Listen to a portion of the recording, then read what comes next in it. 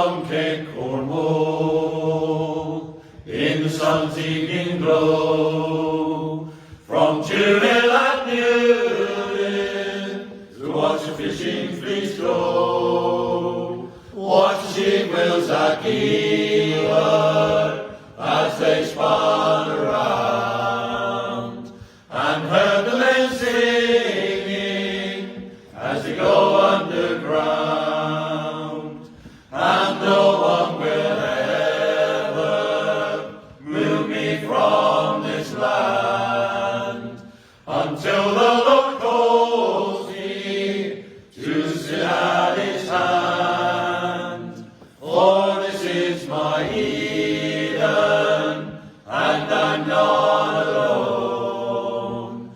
For this is my Cornwall, and this is my home.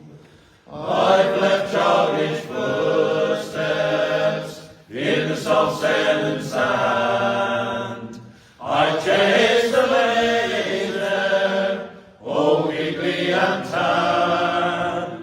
I stood on the cliff tops in a westerly blow, and heard the waves thunder on the rocks far below, and no one will ever move me from this land, until the Lord calls me to sit at his hand.